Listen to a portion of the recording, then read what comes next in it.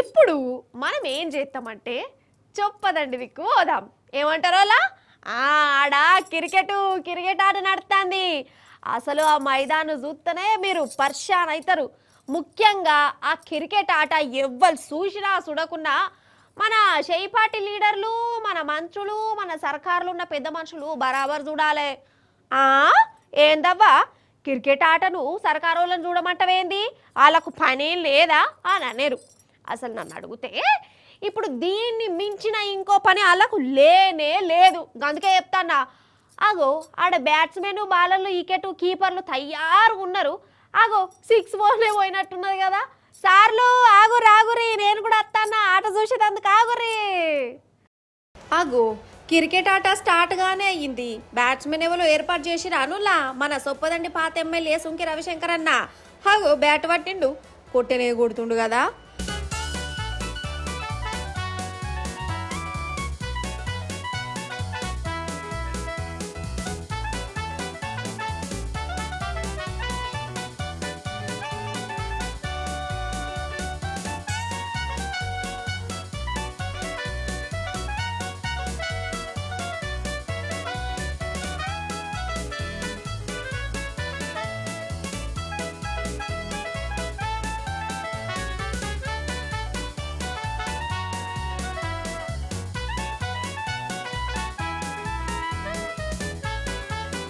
పిచ్చు మంచిగా ఉన్నట్టున్నది. ఇగో ఇప్పుడు బాలింగ్ ఎత్తాండు.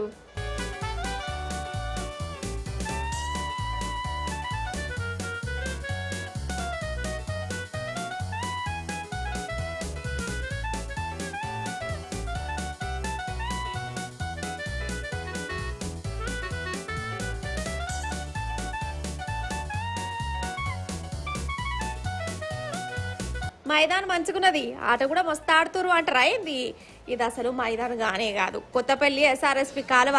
అవు ఎస్ఆర్ఎస్పి కాలువనే ఇంట్లో ఈ టైంకు మంచిగా నీళ్ళు వారాలి, ఈ పొలాల పొంట పోవాలి. కానీ ఏమాయే మన రేవంత్ సార్ వారి పుణ్యాన కాలువ ఇప్పుడు క్రికెట్ మైదానం లెక్క మారిపోయింది.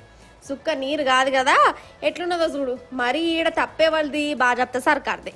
కాళేశ్వరం మీద చేపట్టి సర్కార్ వచ్చినాక ఎన్ని కుట్రలు నడుస్తానో చూస్తాను కదా.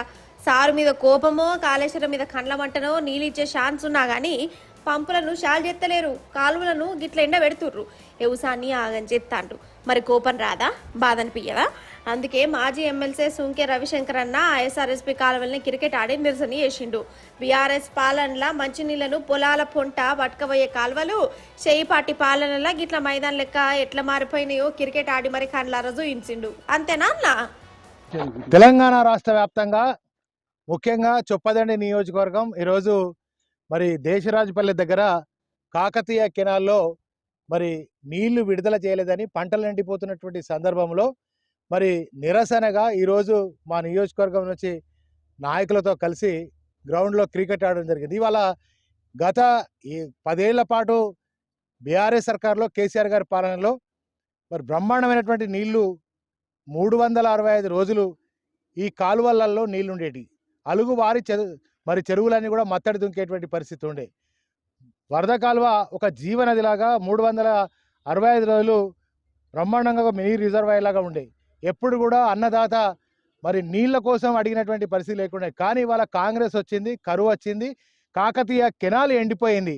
దీనిలో క్రికెట్ ఆడే పరిస్థితి, పిల్లలు కూడా క్రికెట్ ఆడుతున్నటువంటి సందర్భం జరుగుతుంది కనుక మరి వెంటనే రేవంత్ రెడ్డి సర్కార్ మరి ఆ మేడిగడ్డ ద్వారా అన్నారం సుందీల ద్వారా కన్నెపల్లి పంపులను ఆన్ చేసి Gayatri pump house, Nandi pump house ద్వారా మరి నీళ్లను విడుదల చేసి ఇటు మిడుమానేరు అటు ఎస్ఆర్ఎస్పి పునరుద్ధరణ ద్వారా ఎస్ఆర్ఎస్పి కెనాల్లోకి అదేవిధంగా వరద కాలువలోకి చెరువులు కుంటలు అన్ని కూడా వెంటనే తక్షణమే నింపాలి, రైతులకు నీళ్లు అందించాలని రేవంత్ రెడ్డి సర్కార్ను డిమాండ్ చేస్తా ఉన్నాం.